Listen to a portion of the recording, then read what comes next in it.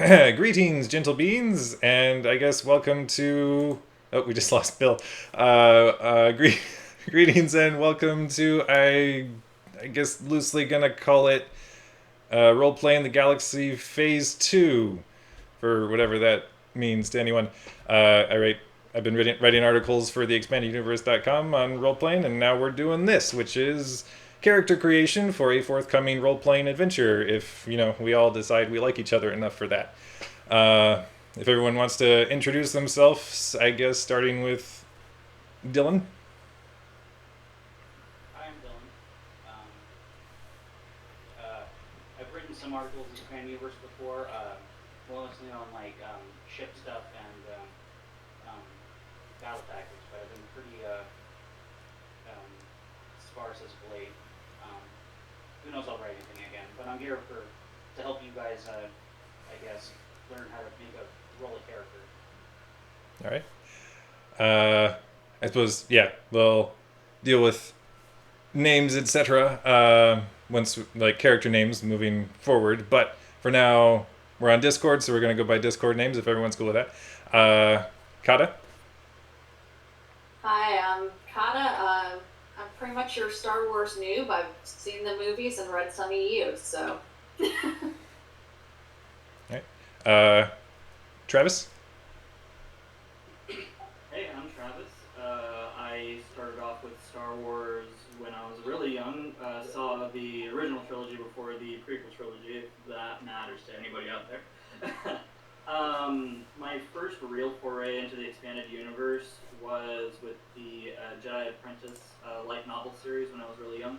And then I really got interested in it when Knights of the Old Republic came around. Currently with twin sons right now, and kind of keeping everything behind the scenes a little bit more fun for everybody to keep their sanity.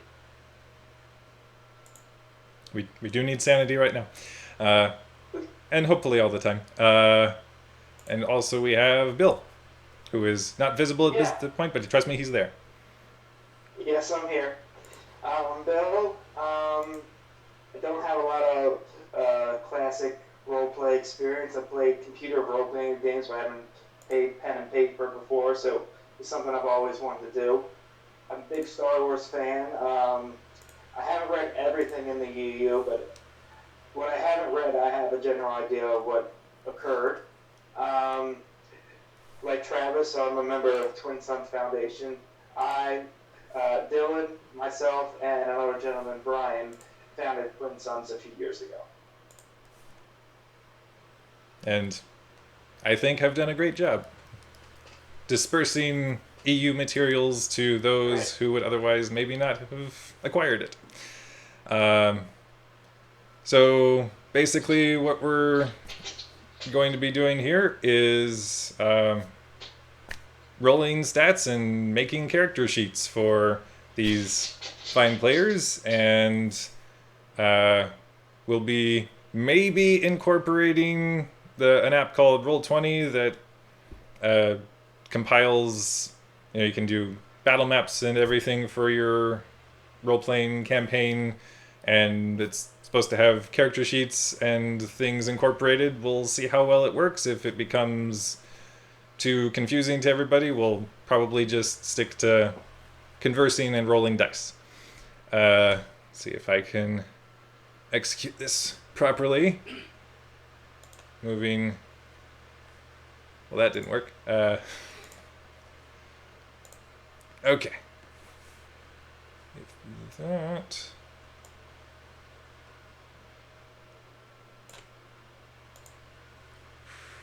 Okay. It was working before. Go figure. Uh, okay. Well, still not working. Okay.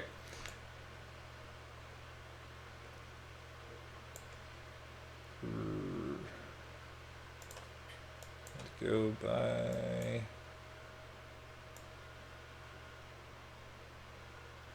There we go. That's working. Getting everything set up properly. So this is the Roll20 app. Here's just the basic image Hopefully I'm doing this right and everybody can see that. Just battleships of Old Republic era, and there are the players below, and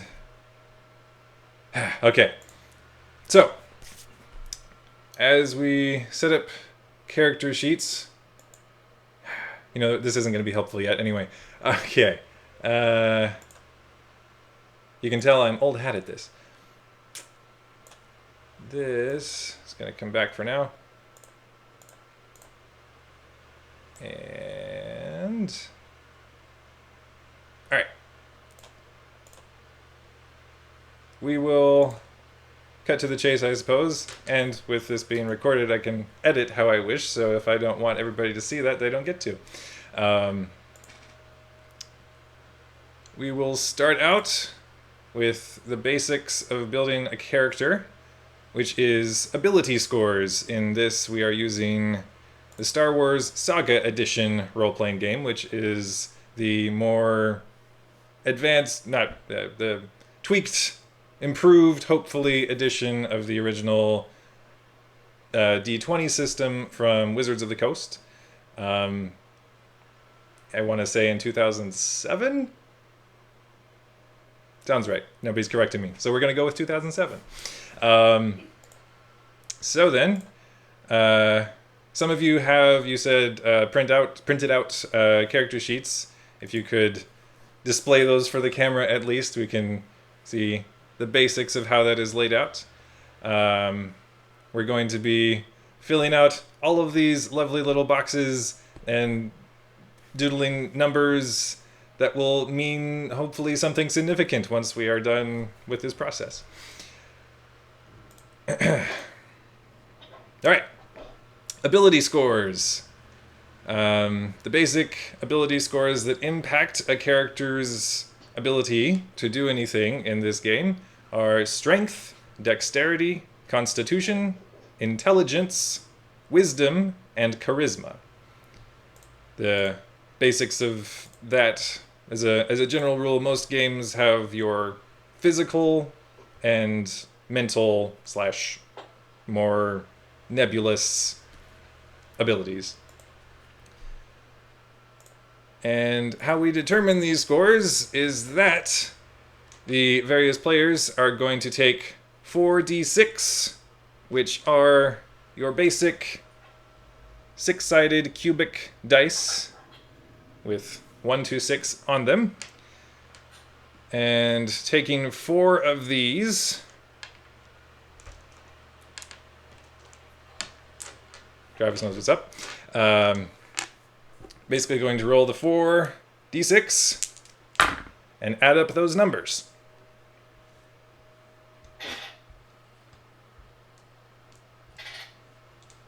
We're dropping the lowest, right? We are, in fact, dropping the lowest. I'm not gonna be starting people out with potentially a 24 ability score, which, for those who don't know, is incredibly high. Not high enough. I mean, if you want the game to get real hard. All right. Yes, rolling the 4d6. Thank you for the clarification. You remove the lowest valued result and add the other 3 together. For instance, I have rolled 6, 4, 4, and 2. Removing the 2, I add 6, 4, and 4. That'll give me a 14 result. As a general rule of thumb, 10, or is it 8 in this system, is going to be average. 10 is almost usually average. Okay, that's what I thought, but it's yeah. Of 0. Yeah, it's been a while since I played this particular version of the game, so we're all a little bit going to be in the same boat for those who haven't played at all. I have played this anyway. Yeah, so getting a 14 as a first result. Basically, you write the first result down, or if you already know where you want to put it, you can plug it in. But you probably don't, because you might get higher or lower results further in. You proceed to repeat that process 6 more times, rolling 4d6, removing the lowest, adding the highest 3 together. For that one, it's a 6, 6, and a 5, which is going to be a 17, which is rather high. Yeah, can I take those rolls actually? Those are mine. I get to build characters that will be against you. Evil NPCs. Or for us. There are occasionally friendly non-player characters, yes. Only occasionally. I mean, it's more fun if you have more opposition. You have more to overcome. It's the hero's journey.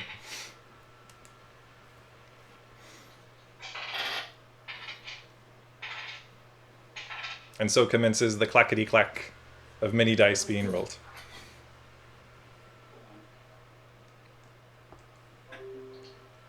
Amateur, don't even have a pen and paper.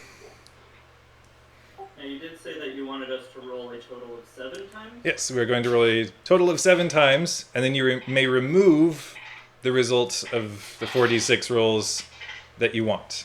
So you may remove a single result of your choice. I don't say lowest because some people really like to have rolled, a 4 and then have a really bad dexterity or intellect or something and really play into character with that. So it's your choice if you want to do that. But just in case you roll 4 ones, Yeah, or you're not stuck with that. Unless you do it twice. I've seen that happen twice. I've seen ability scores be rolled, and there was some bad ones. A 4 and a 6 and a 5, I think, were, if not in complete succession, in the same collection of rolls. But for anyone who's bothering to watch this, this is the process of creating characters, and hopefully you find it helpful in providing some sort of direction in how to get started in role-playing games. You have to start out by either building a character like this or having somebody who knows how to do it just hand you one and then just kind of tell you what to do.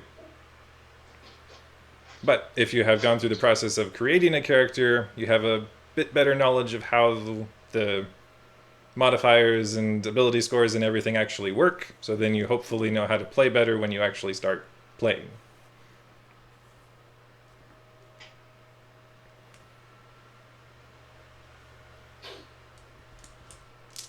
Just gonna keep rolling for the fun of it, see how I do. It's a 13. That's a 10, not great. 15, 15, 7. Okay, that's a fairly well-rounded character.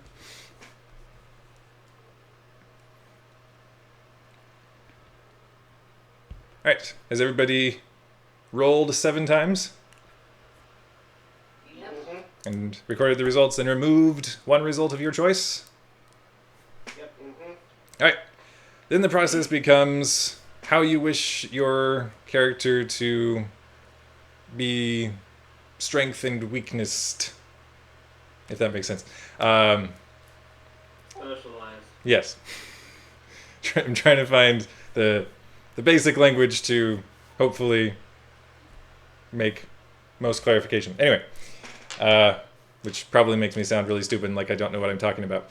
But yes, as you look at the basic ability scores, if you wish to be somebody who's always brawling or fighting with melee sorts of weapons, probably you're going to be looking at strength as the thing you're going to be using the most, which means you probably want to apply your highest result to that. Dexterity is more for ranged weaponry and acrobatics, piloting, and general reflexes. Constitution is generally just meaning how hardy you are, how well your physical form holds up to the beating you are likely to receive in games such as this. Then there is intelligence. which impacts actually a number of things. It determines the number of skills you have, as well as the number of languages you know, and then that also feeds into things like knowledge skills, where throughout the game there will be times when you will probably have to be assessing, various noble houses, anything that requires the knowledge somebody would have previously gained. Then you'll be rolling a knowledge check, as any check is done in this game with a d20, basic 20-sided die, and then adding whatever modifiers. And if you have a high intelligence, you are more likely to succeed on knowing things, just because you're apparently really smart. But that generally leaves you a bit weaker in terms of combat. Wisdom comes into play in defense very specifically, as in if somebody is attacking you with the force, usually there will be a will defense that is a reaction to their attack. Which I suppose, if we're going by the movies, just kind of think those moments when Luke is trying to resist Vader's abilities or Force Lightning. He did not roll well on his will defense when he was trying to negate Force Lightning. He just kind of laid there and got zapped a lot. But somebody who had a great will defense would have been Obi-Wan against Anakin in that battle on Mustafar, when they try to shove each other with the Force, and it just sort of catches between them. As I guess I don't know who instigated that. The point is that they know each other so well that they're locked in the dance. Anyway, but the fact that whoever was defending in that instance would have had a high will defense to deflect any sort of Force attack. Following that, the final one is charisma, which is pretty self-explanatory. In role-playing game terms, you are a face. Not to be confused with Face Lauren, Garrick Face Lauren, I believe his name was, who I guess was kind of charismatic. That's what they tell me. But yeah, if you're a very charismatic individual, you are more likely to be successful in social encounters. If you're debating someone in the Senate and you have a low charisma, you're probably not going to come out on top of any sort of debate. And, then there's going to be a blockade on your planet, and it's a whole thing. So, with the results you all have rolled, you may now determine where you wish to place your highest scores. For somebody who's more a delegate of some sort,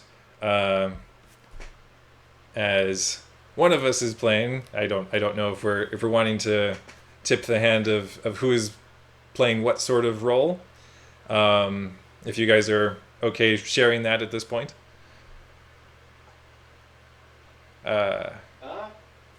Sure, Dylan, go for it. What sort of character are you playing in terms of role in the group? Well, I'm going more of the, I guess the support out of combat role. I guess in like D&D terms, you could call it the bard, though not really so. In Saga Edition, it's called the noble class, which is what I'm working towards. So someone who is good at interacting with NPCs, because a lot of times when you roll like a charisma-based stat, you're rolling it against like NPCs. So if you want to like persuade them to do something, or like try to intimidate them to not do something, or like haggling over the price of something like a market, that's what you're going to use.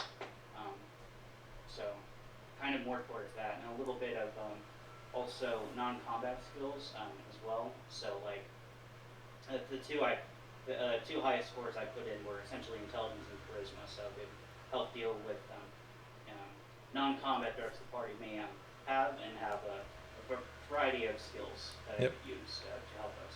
And the high intelligence sort of alludes to perhaps a past life in a different career. Yes. Yeah. Kata. Um, my main thing is I'm going to try to play a confident healer. So I'm going to be like a Jedi healer. She's more book smart than street smart around here, but yeah.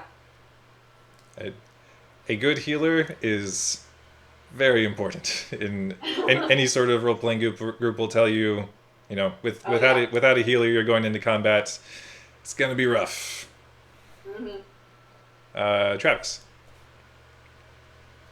So I am also going to be making a Jedi class character. I haven't decided yet whether or not it's going to be between a major force slinger or if it's going to be more of an in-your-face sort of lightsaber combat specialist. But my two highest stats are wisdom and charisma for the force using powers. Bill. Well, I have a mechanic. I'm not really sure where that falls in, but he's a mechanic. He has basic diagnostics tools, so he can slice into systems. He can repair any the tools that the team's using or any ship or robots we come across. So I put my highest into dexterity since he's going to have to be pretty dexterous with his fingers, I guess.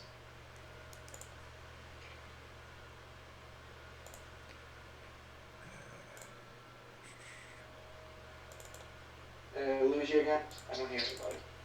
No, sorry, that was just me being quiet while I look for things. Yes. All right. Then, as everybody has placed their ability scores, we. I wrote that, by the way. On the character sheet that I am seeing on here, the use the force skill doesn't appear on it. The printed one that you have, or the digital one? No, on the digital one. Okay.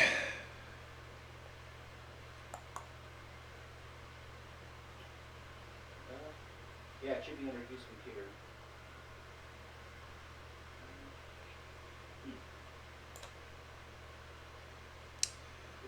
Well. Oh, I use the force. Yeah, I'm right underneath use computer. It's well under skills.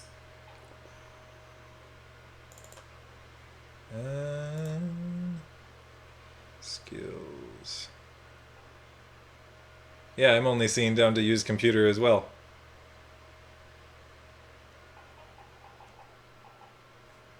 And if I open Mina. Interesting. Yeah, use the force shows up on Mina's. Did you do something to indicate that you are force sensitive that opened that, maybe? There is a reveal section at the very bottom, and I hit show for where it says force. Okay. See if I hide it, does it make it go away? It does. Yes. Okay, so you have to go all the way down to where it says reveal sections and click on force. You're absolutely right. Thank you so much. We are learning. All right. Okay. With ability scores sorted out, we move on to species. Different species will incur different positives and negatives to their various ability scores, as well as some minor in-play differences that aren't a huge factor in the overall scheme of things. But I believe mostly we got boring old humans, but we'll start with Dylan. Where are you playing? I'm playing a Biff.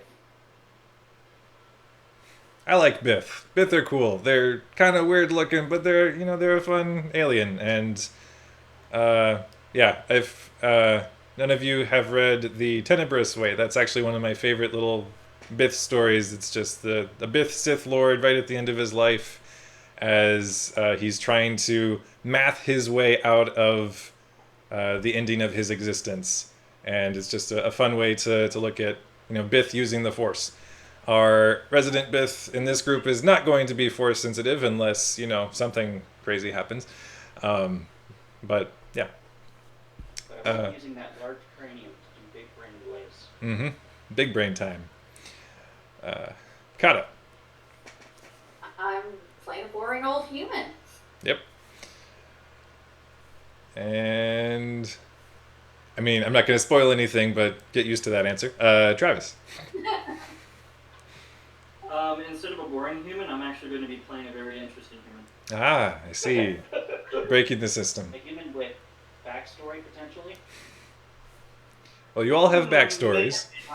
On backstory, you're just going to have to play and find out. Yeah. For those new to role-playing games, that's kind of how the story works. Different characters the players can decide that different things have happened to their characters that will impact their decision-making processes and how they operate in general moving forward. And through the course of gameplay, as the story progresses, different elements of backstory might come up, it just in dialogue, or they might come back to haunt players in some way. I'm the game master, so I get to decide if that happens. So it And might. Go ahead. Yeah, I was done.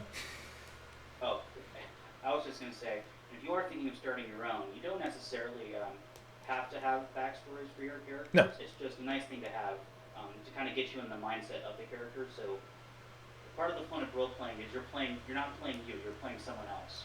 So kind of getting their mind a little bit.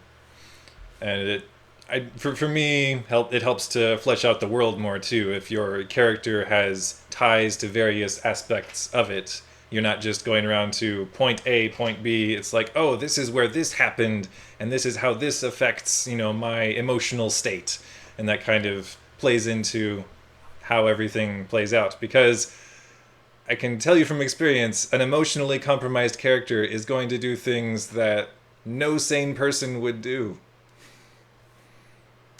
Just like in real life. Also true, yes. But Bill, what are you playing? I'm also a human. And yeah, I'm not racist. I'm not saying humans are all boring. That's not what I'm saying. Well, we're a species. Sure.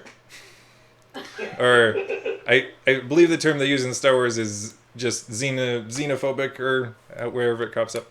But yeah, just one thing I really enjoy about Star Wars is just the vast array of different species, and in any sort of game. Well, to be fair, if I'm playing a fantasy game, I'm usually a dwarf regardless, so I just like dwarves. But Yeah, humans are a good baseline in most systems where there won't be too many advantages to being a human, but there's also not a lot of disadvantages where with other species you may find that there's when it comes to your base scores, you could take a species that has in my case a bit, I get a +2 and 2 of my scores, but a -2 and 1 score. So it's like kind of feast or famine, whereas humans are a lot more neutral, where you don't gain as much, we also don't lose as much. Yeah. In some systems, they're even just more malleable, where you can determine where their strengths and weaknesses are, depending on background, where they come from, what their bloodline is, etc. Can just affect it in different ways, instead of just saying I'm a dwarf. I'm going to have a strong mind, and I know stone. In most cases, your species or race, depending on which role-playing game that you're playing, shouldn't necessarily take over what the character itself is. Right. Except in some circumstances, like for example, here in Star Wars Saga Edition, there's the Wookiee, which, for example, it gives you a +4 to Strength and +2 to Constitution, which, far and above, is best for any of the species in the entire game. but it also gives you severe drawbacks for all of the higher functioning cognitive skills and whatnot too. So in some cases it may drastically affect your character, and others it may not at all. But either way, in or at least in most cases, you'd generally be having a lot of fun, just going with whatever your instincts are, rather than trying so hard to find the minimum sort of drawbacks and maximum sort of strengths for your character. And honestly, one of my favorite things sometimes is just playing against type, where, if I decide I'm going to play a Wookiee, all right, fine, but I'm going to do everything I can to bump my, intellect or cunning or whatever stat is lacking naturally in a Wookiee, just bump that up as far as possible and be a Wookiee diplomat or something, and just something to kind of go against type. But then if a fight breaks out, he still has a +4 to his strength, and he can throw down. Yeah. All right. But as people really don't need to be doing a whole lot of adjusting based on what species they are playing, we move on to choosing a heroic class, which in the base game, you're looking at 5 simple differentiations between the types of classes. There's just a general blanket Jedi, which covers pretty much everything Force user. Nobles, who are probably a bit more out in front, doing more of the talking and the business sorts of things. Scoundrels, which are going to be doing the crafty, probably not all on the up and up, and in combat, using dirty tricks, tactics, anything they have at their disposal to stay alive and or get away. Scouts are going to be out probably the most perceptive, making sure the path is clear sort of individual in the party for when you are up against perhaps an array of stereotypical role-playing traps in a stereotypical role-playing dungeon of sorts, even though we are not in a dungeon-related role-playing game. There can still be instances where the natural environment might be working against you, and the scout probably is going to have the most expertise in that area. Then there is the soldier, which basically covers everything from somebody who's real good at blowing stuff up, shooting things, or stabbing them, or just hitting them somehow.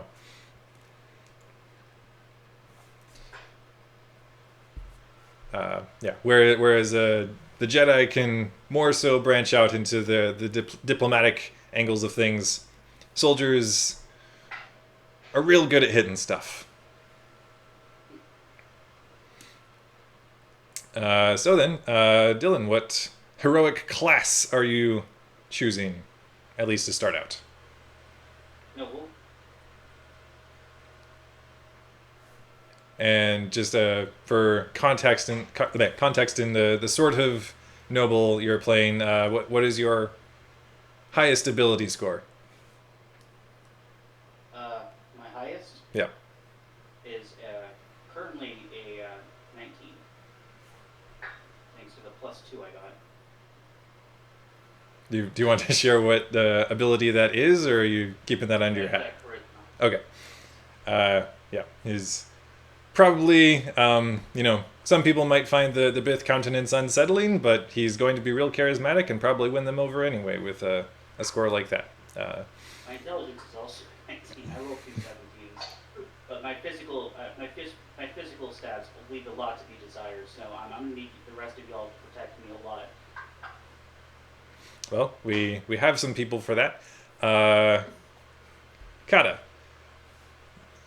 I'm playing a Jedi, and my highest stats, I ended up being 215, so I put that for both intelligence and wisdom.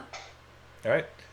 Makes sense, being the bookish sort of Jedi who is probably your Jocasta who's very proud of the archival collection, and if it doesn't if it's not on their records, it doesn't exist. Exactly. Yes. Travis. So I'm choosing the Jedi basic class. At the moment, my two highest ability scores are Wisdom and Charisma, mainly to take advantage of as many Force powers as I can, but also with some focus on physical combat as well. I'm a very offensive-focused Jedi character. Which I don't think it comes into play necessarily in this system, but just for the flair of it, what sort of lightsaber combat form do you utilize most? Are you... I would actually have to use the advanced class for Jedi Knight and then go into one of the specialized lightsaber forms. Right. So at the moment, as far as the game mechanics are concerned, I don't have a lightsaber form. Okay. If it's up to personal flavor, though, I would go for Nimon. Okay. That was more so what I was asking you. And probably starting out, yeah, every Jedi kind of gets the basics of something like Shicho or what have you. And but yes, heroic classes may come into play later, depending on how involved and how far we get. Bill, what heroic class are you taking? Well, I was thinking either scout or scoundrel, but for your description, I'm going to lean a little more towards scout. That way I can be using my technical skills and my diagnosis skills and disarming traps and the like. Okay. I mean, my description doesn't have to put you off the sort of character you're wishing to play. I didn't really want scoundrel, but after reading listening to your descriptions, I think scout's kind of where I wanted to go. Okay, so not so much the shoot somebody in the back sort of thing, but more figuring out the terrain and figuring out advantage, that sort of way. Yeah. Okay. And you're skilled mechanically, I believe, yes? So that... Yeah, my dexterity is my highest at 16. Very nice. All right. So everybody has plugged in their heroic class.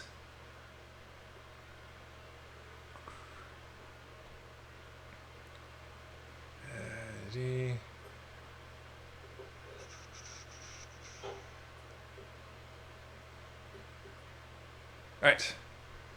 Moving on then to skills. Now, through the course of a role-playing game, there are numerous skills. They vary from system to system. Going through them real quickly on this one.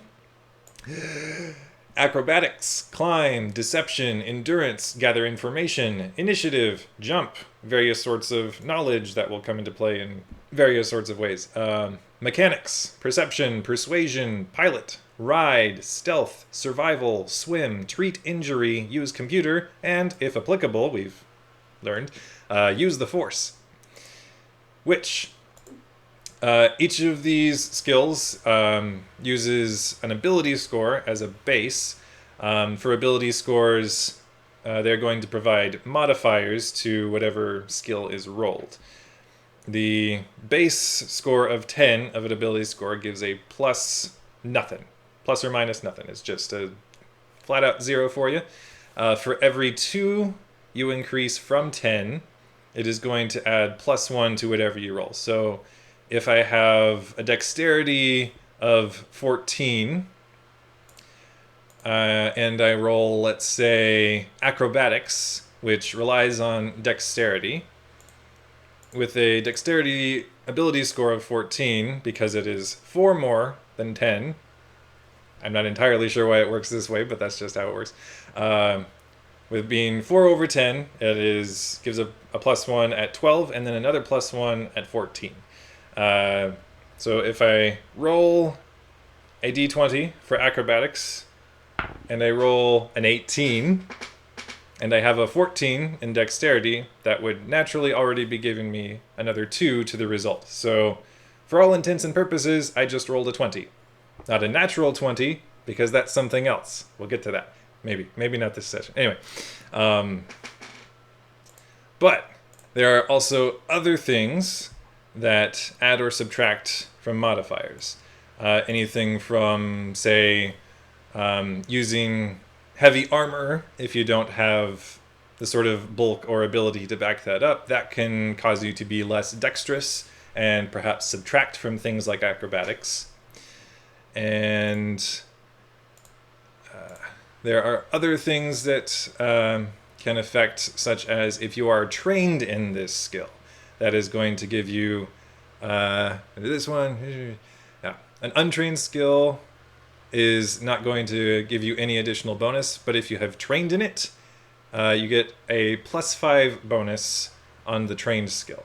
So if you are trained in acrobatics and you have a dexterity of 14, then you get the +2 from just your dexterity, but because you were trained in acrobatics, you get the additional bonus, which would be a 25 total, which is very high and will likely succeed in whatever you're acrobating around.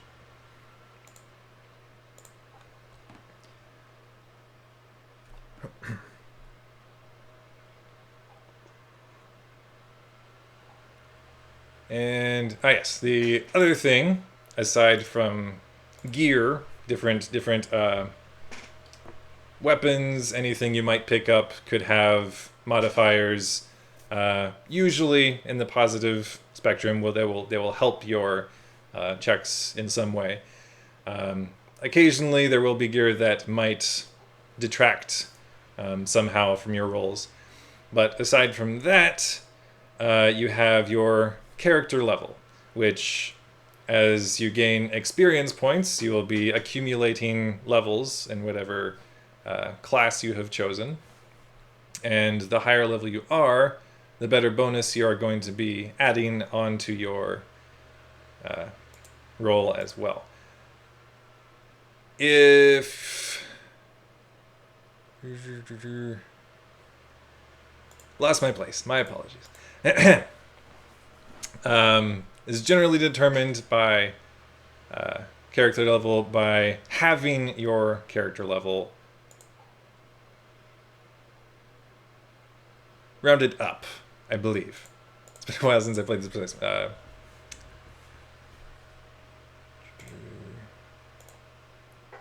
Right.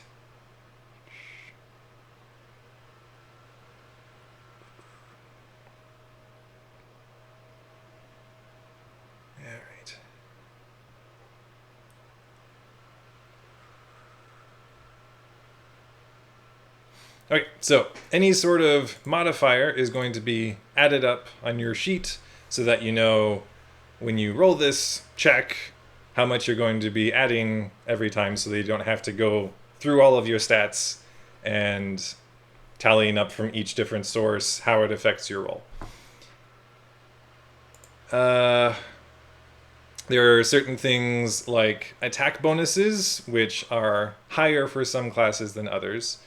And will advance more quickly. I believe for Jedi, it just goes up by 1 for every level, so the attack, the attack likelihood to hit for a Jedi just increases every level. I believe also for soldiers.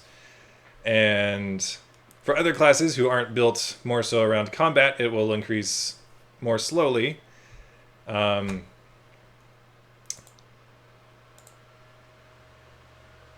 And any sort of check is going to be made against a set difficulty.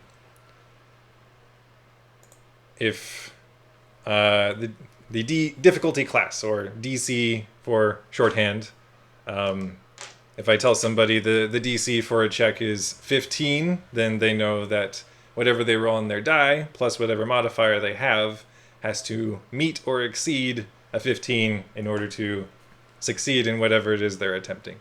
I may not always tell somebody what their target number is going to be. They're DC. And at such times, I can perhaps draw out the drama as they tell me their results, and well, and simply describe what takes place after they have attempted their role. And hopefully I'll describe it well enough so that they know if they succeeded or failed. The difficulty in combat is basically determined by whatever target is they're attacking. That has the difficulty. But I have too many tabs open. Okay, the difficulty there is going to be determined by how that target's stats affect their armor class. I believe it's still called armor class in this game. But yeah, there as well, if the... Attack rolls to your reflex defense. Right, okay. Right, I knew I was missing something. Alright, I've been playing Pathfinder a lot more than this game. But I'll figure it out. Alright, so then yes, the difficulty then would be determined by the opposing roll, reflex defense.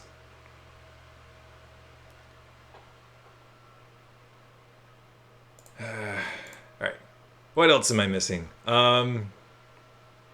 For checks that maybe you just want to take time and be a bit more careful, you are able to do that. And with taking enough time, you can just... the Game Master can determine if you are able to just roll a base of 10, which is called taking 10. You just take your time and treat it as though you have rolled a 10. Or if you take a lot of time to make sure you get whatever it is you're attempting right, say you're searching a room for an important clue to find a rogue Sith Lord, and you want to make sure you completely scour that room for any trace of information, you take a 20 and just take your time, and you will likely discover whatever is hiding in the nooks and crannies of this, evil laboratory or what have you.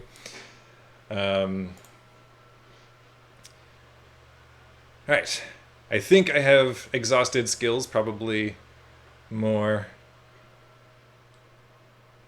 than I needed to. Most of the skills are pretty self-explanatory.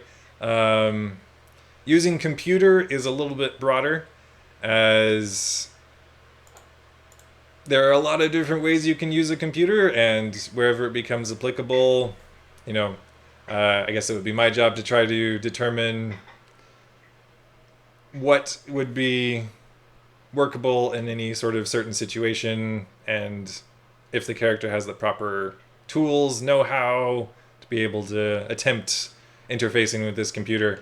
If you're R2-D2, you pretty much, any computer that has the appropriate station where he can plug in and just start sifting through the data, he'd be rolling use computer, but it could also be, covering things, just trying to sift through data,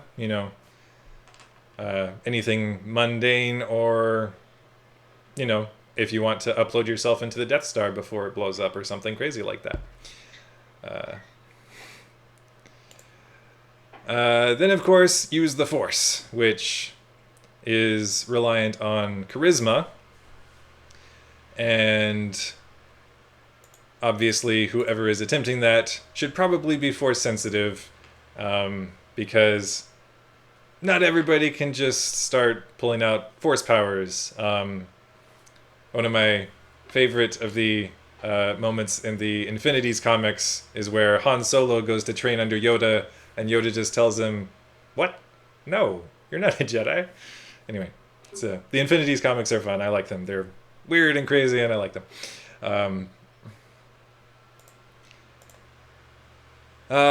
Beyond that, the skills are pretty self-explanatory.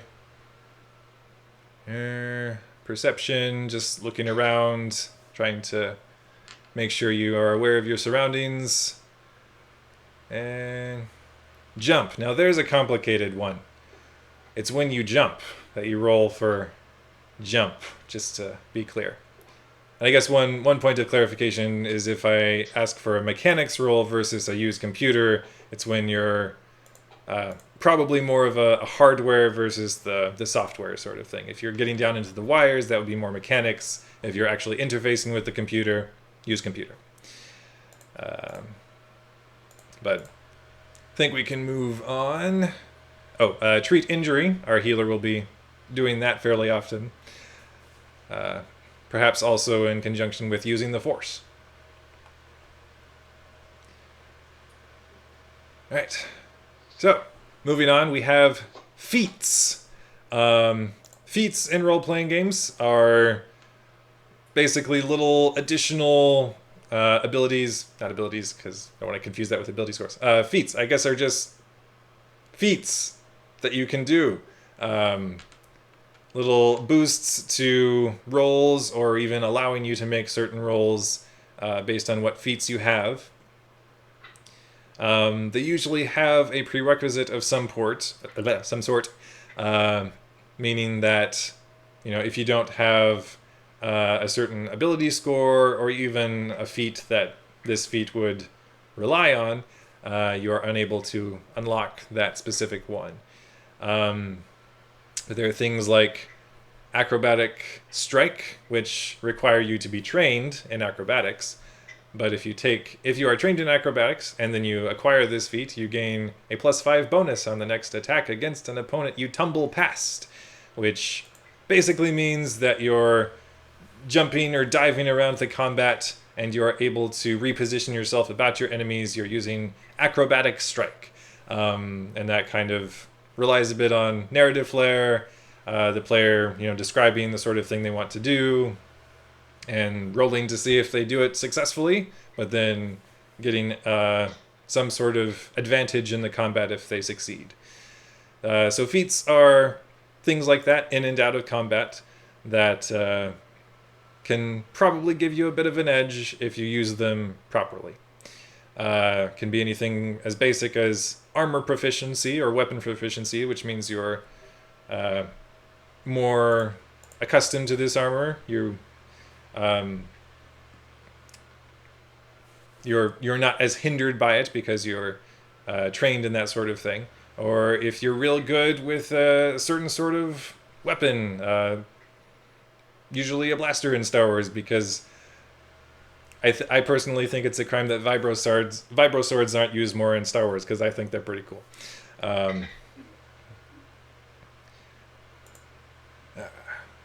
But generally in Star Wars, if you're going to be proficient with some area of combat, you're probably going to be really good with some sort of blaster or possibly slug thrower if you're going old school.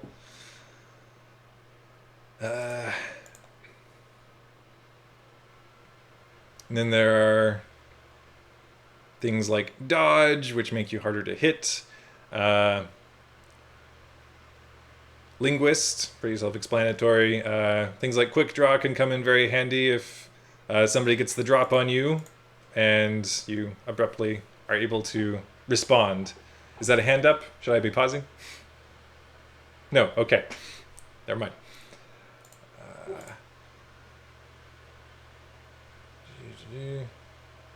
Okay.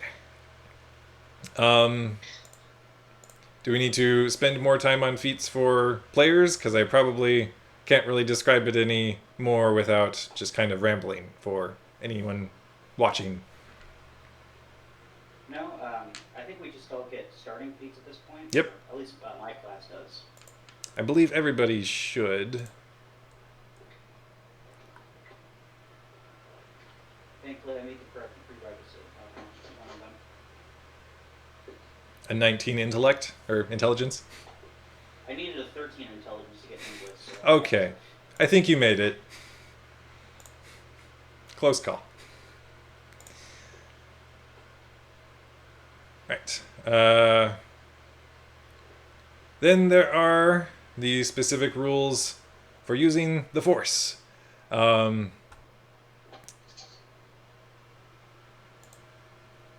essentially comes down to force points. Um,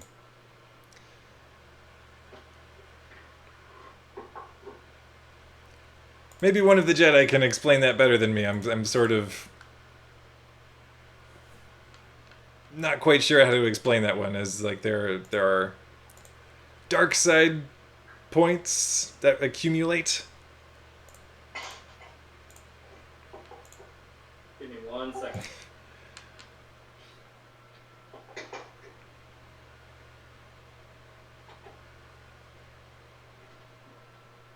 Yeah, being a force user, you have a whole bunch of other stuff you have to worry about. Yeah, it's like in any sort of fantasy system. If you start slinging spells, it gets a lot more complicated. So, there's 2 different ways that we can run force points.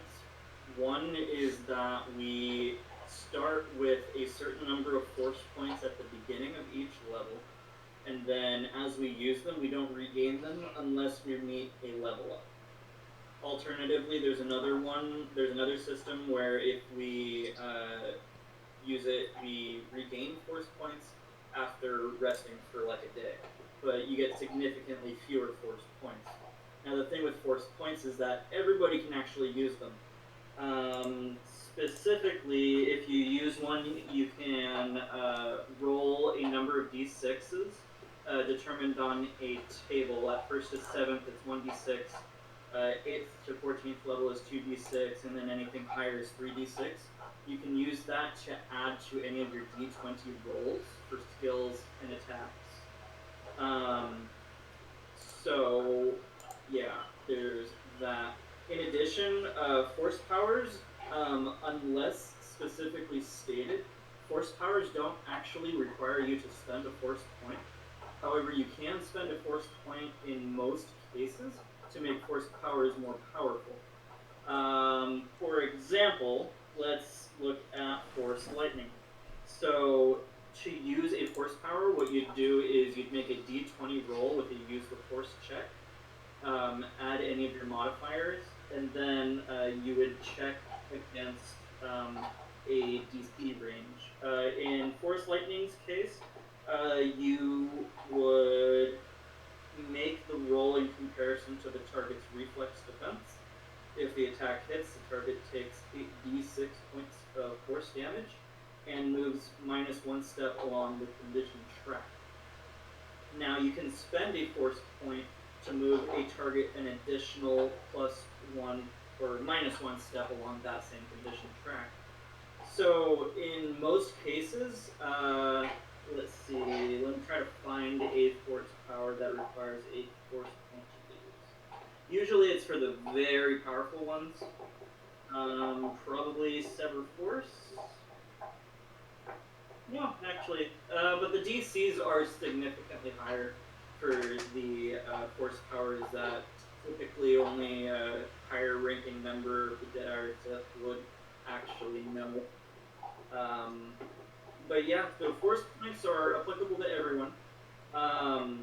Force powers, not necessarily. However, you would need the force sensitivity in order to be able to choose force powers, as well as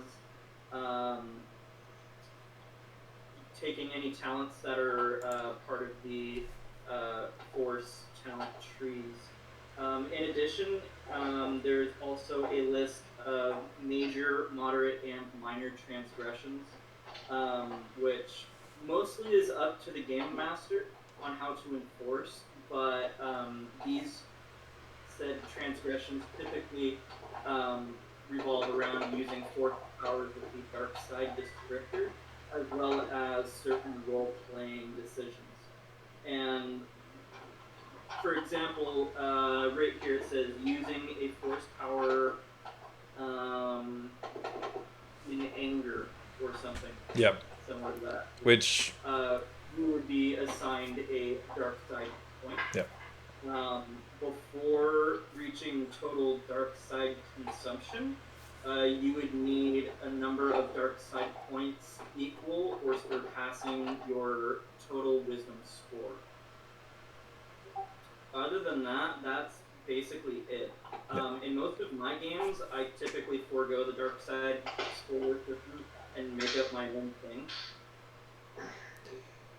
I'm probably going to adjust it slightly, but I do get why it's there. And as far as you guys are concerned, for any of the force users in the group, yeah, using the dark side as far as the cost, the conflict, whatever sort of um, darkness that might ensue from using the force, I tend to err on the side of intention because I do more so subscribe to the philosophy of Jedi like Kyle Katarn, where force powers aren't inherently good or evil; it's how you use them. And something like, for an example, Plo Koon was known to have utilized force lightning from time to time, but as he called it electric judgment, because as he utilized it, it was only in the specific times when using it, he needed to act quickly and precisely against a faraway target that would otherwise harm someone. He's not using it in the intention of increasing his own power. He's still being a Jedi. So I tend to rule more so on that side of thing, because Um, just to clarify, Electric Judgment and Force Lightning are actually two distinct force powers. yes, I think Electric Judgment is located in the Clone Wars campaign guide, so you can find it in that book. okay, But another force power that actually goes along with your point is Force Grip. So in a lot of cases, you would actually see Darth Vader using this actually to choke people. Uh, Not necessarily a good thing, obviously, but it also says that you could use it to grab someone's arm or leg. Typically, it's not something that Jedi would do. They don't like using powers that would restrict the agency of another person. right, However, if you needed to say like save somebody from like a burning building, and you'd need to safely get them down, and you're not able to access them except with that force power. right. Obviously, intent wins the day in that situation, and it doesn't actually have the dark side descriptor in the title. Yep. So it'll like in whatever gameplay, it'll probably come down to how I assess the character was utilizing the force. If it was, where Lucas himself draws the line is selfish versus selfless. So that's probably more what's going to affect any sort of ruling as far as darkness overcoming anyone. But yes, using force points to affect the outcome of a roll without having a specific force sensitivity can probably be likened to Han Solo. He's incredibly lucky, and like there are probably a lot of things he shouldn't have survived, but the force is with him, if you will, and like that's probably adjusting the outcome of whatever befell him when he charges into a full room of stormtroopers on the Death Star and quickly realizes his mistake and just runs the other direction, but he probably should have been gunned down. The force probably played into that somehow. All right. I suppose Jedi players and myself can go through force things in more detail at a later time. I believe, lastly, we reach heroic traits. So, Travis, I'm pretty sure you already know this, but from the newer role players, since a lot of you guys are humans, humans do get a bonus trained skill and a bonus feat at first level. Yeah. So if you haven't already done that, This system actually, it's one bonus feat and one bonus talent, not actually a bonus skill. talent, okay. Oh, is that the original D20 versus the Saga edition? No, it's just that most role playing games would attribute an additional feat and skill for humans just to try to make up for them being bland, I guess you could say. Yeah. But in certain skills, it would be part of one of the talent trees that you're able to access. All right. Oh, which I guess one thing we didn't really touch on was talent trees. As far as I have assessed, it is a situation of you're able to pick up talents from different trees so long as you have the prerequisites. So you're not confined to any single pocket here or there, but there are, requirements for you to unlock certain things on another tree, perhaps, if you have decided to go over here. I'm wrong. Dylan, you were right. It's one skill and one feat. Okay. I'm sorry about that, guys. No worries. We are all learning, apparently, including me. It's been years. Yeah. Which I'm going to be trying to be as competent as possible game mastering, so I'm going to be brushing up further. But yes, it is the job of a game master to familiarize within reason as far as everything that is in 14 books of this particular system. Yeah. But as far as possible. You only really need a rule book. You don't need to worry about much. Well, I like going through all the books is the thing. It's a lot. It takes a while. All right. But as far as heroic traits, some are specifically tied to age. So I guess time for an impertinent question.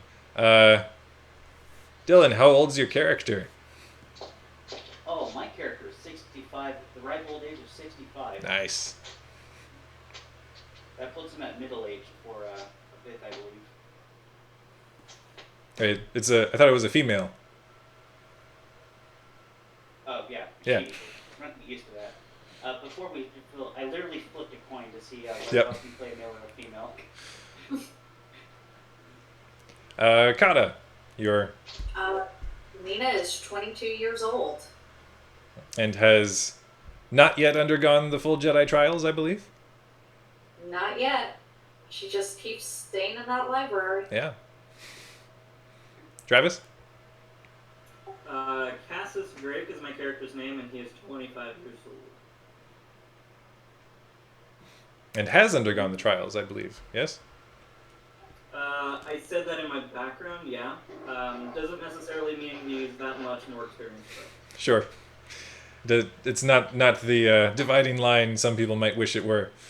And I know Bill. in the book, the basic Jedi class specifically states that you have to start out as a Padawan, but I tend to look at that more as a guideline and not a rule. Right. If it's basically, for me, if you start out with like, oh, I have like a big double-bladed lightsaber and then like 5 backups on my belt, and I'm just gonna go in and wreck shop. It's like, well, you're very quickly going to be robbed, I'm afraid. But Bill, how old is your character? We didn't really decide on that. Let's say 32. All right, he's a 32-year-old man. And that puts all of the humans within the adult range. And then our Bith friend, I think I have to go over to the other book.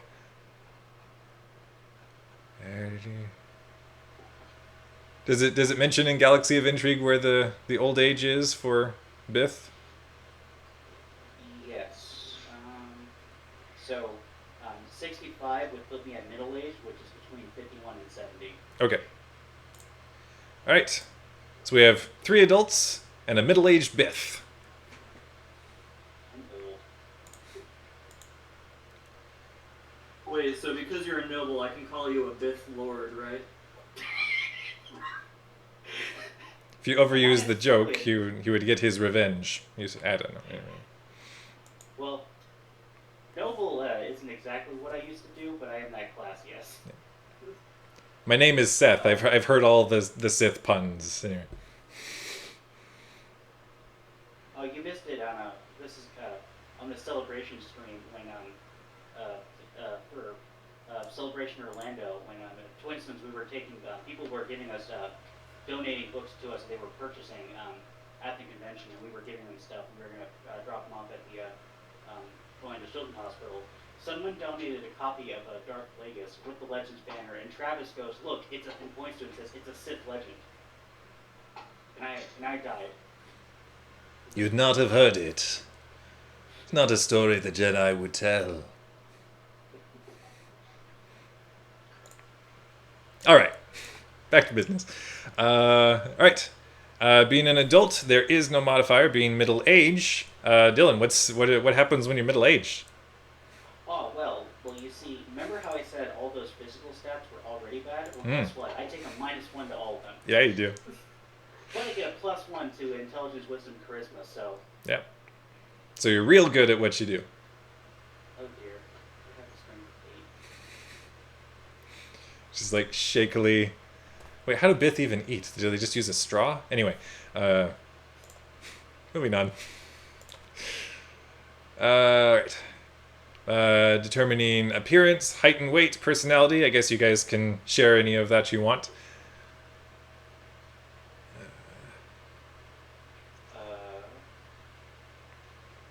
Average build, 6 feet.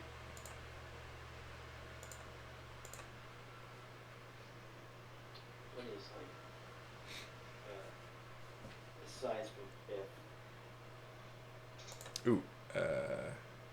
You're a little taller than you are, aren't you? Stands 1.7 and is 75 kilometers. I'm just going to be average. All right.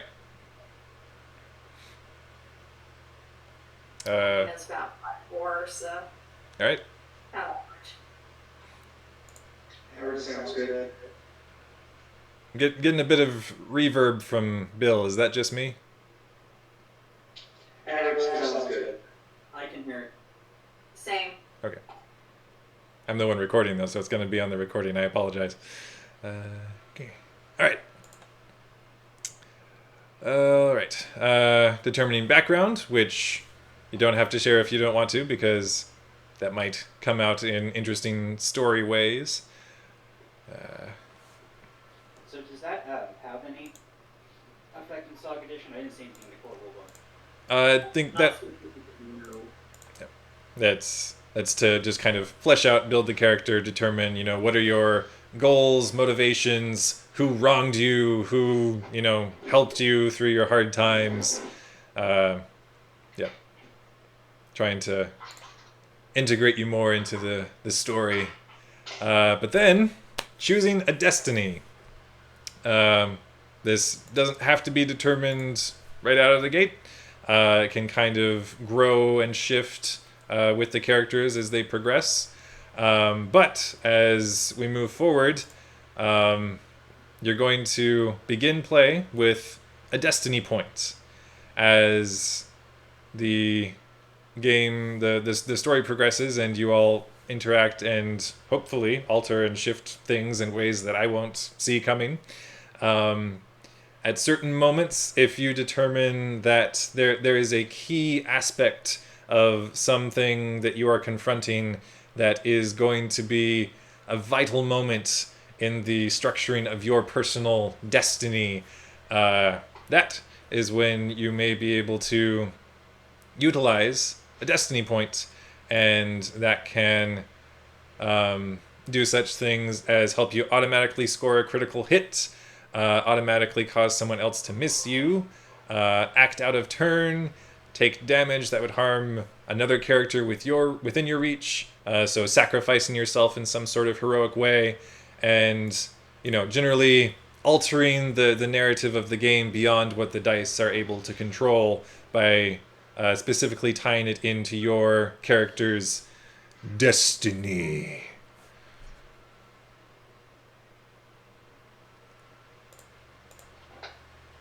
And yes, as I said, that doesn't have to be immediately determined because you maybe don't know your characters that well as of yet, but it could possibly affect things rather pointedly moving forward.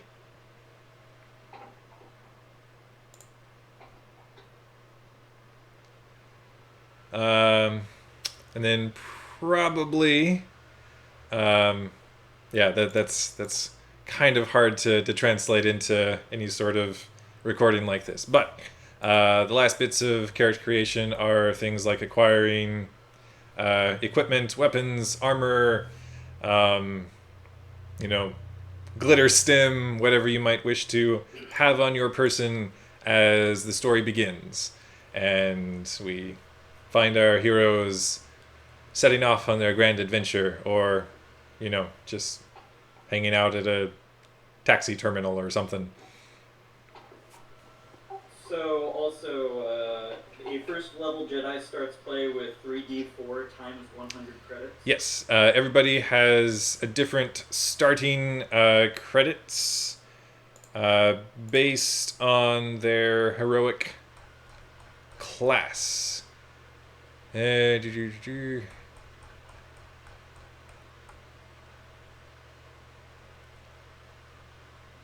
back. Alright, so a scout is going to begin. Where'd he go? Scouts begin with 3d4 times 250.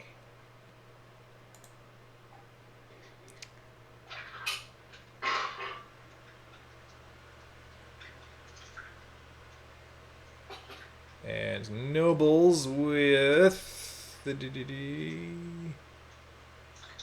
3d4 times 400.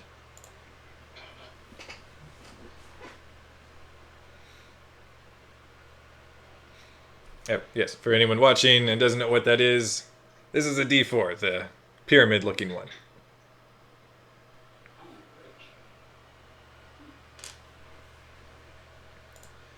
All right.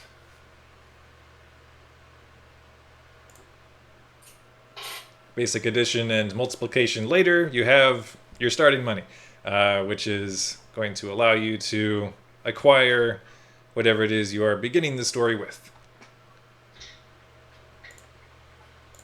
Anything from largely anything within reason that you can afford in the Star Wars galaxy.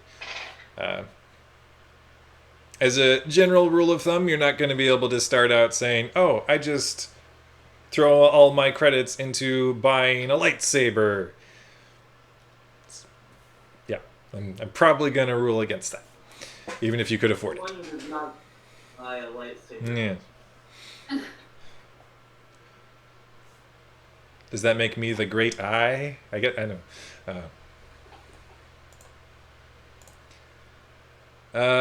But yes,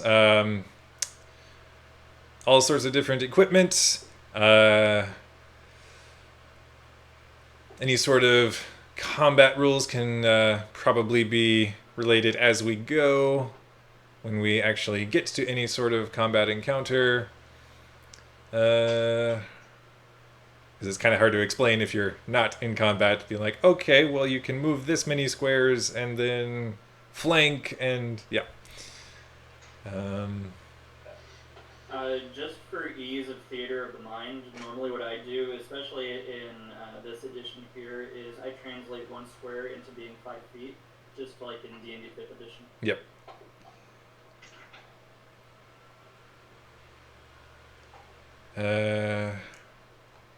All sorts of different vehicles and droids you can acquire and or build, and I think largely we have the basics of what will make up the various character sheets, ability scores, skills, and however the different modifiers stack up, and that will... I don't think we did hit points. Hit points and languages. Oh, yes. Hit points are going to be determined by your starting heroic class.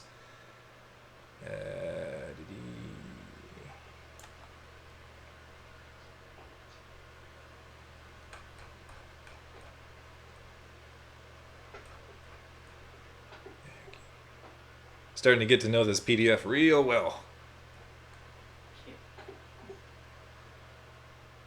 All right. Let's see, the scout begins with 24 plus their constitution modifier. So for Bill, what is your constitution score? Constitution is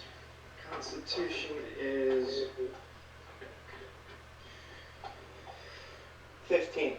My Right. modifier is 2. 15. My modifier is 2. Ooh, getting a lot of lag. But yes. No, he's on roll 20. Just you'll have to meet him on either Discord or roll 20. Got it. Okay.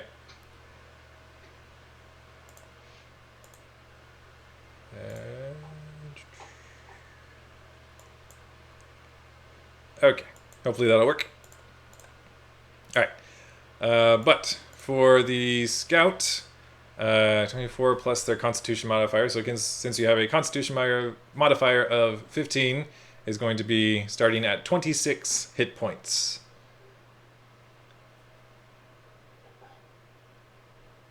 And then for the Jedi, I'm assuming you guys you're already well ahead of me. It's 30 plus your constitution modifier. There you go. Cool. And then the noble is Terrible. 18 plus constitution modifier. Wow, yeah. Excellent. So That's a 18. great number. So yeah, you guys got to protect the Bith. I'm fragile, all right? There's not a lot protecting my big brain. Yeah. So for those who aren't aware, in role-playing games, there's a term glass cannon, which means that somebody is a very fragile character, but they're very powerful. They can unleash a lot of devastation in battle. I suppose our Bith here is going to be a glass face. Yeah. I got 2 Jedi on with me. Yeah, you'll be fine. You'll be fine. Just testing out just how confident of a healer I'm going to be. Yeah. Got it. Helping you brush up on your skills. Yeah. All right. So, what else have I forgotten? Somebody just sound off. Languages, which is You know, languages associated to what species you are. In addition, you know an additional number of languages equal to your intelligence modifier. Yep. and I know that plus my intelligence modifier plus 1 psych linguist. So I'm essentially a protocol for Yeah. You're welcome. Well, not quite. You're fluent in over 6 forms of communication.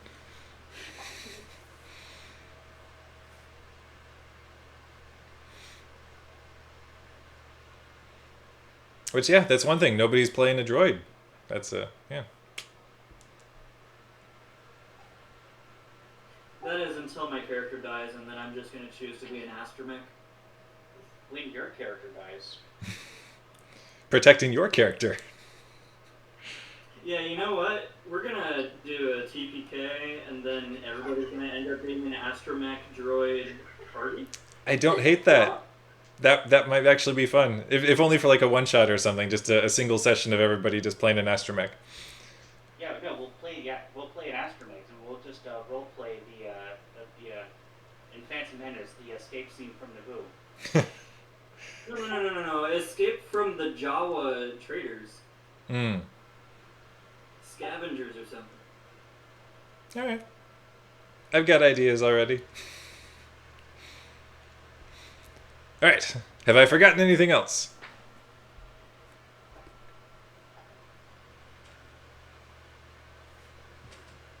I'm going to take the silence as no.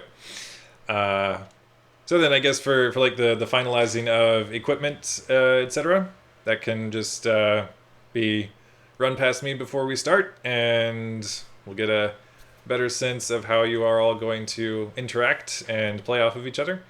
And move forward with the setting, which is we are kicking off hopefully next week, if all goes to plan, in technically the era of the Old Republic, but starting off a few, almost 1,000 years after the time of Darth Revan. So a bit of wiggle room to play in a little more of a blank sandbox. So I'm taking tidbits of galactic history and lore and plugging them in certain places and sort of fleshing everything out around that. So I'm probably making up about 85% of what's going to happen. Disclaimer, I'm probably going to get something wrong. I apologize, and I'm open to being corrected. But yeah, it's trying to build something out of the little grains of sand and pebbles that exist in that area of the timeline and build a more fleshed out narrative. There are going to be mistakes, so I apologize in advance. Sounds good to me. Yeah. But beyond that, we should be about ready to go, and might have another person joining us for kicking things off next time. We'll get things sorted out if that happens.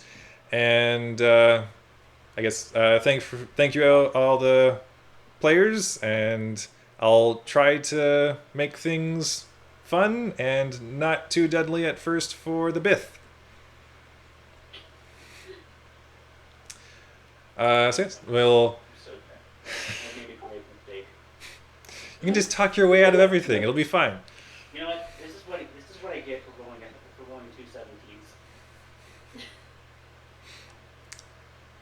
217s. The Force will find balance one way or the other. I appreciate all the work that you're putting into this, so thank you again. Yeah.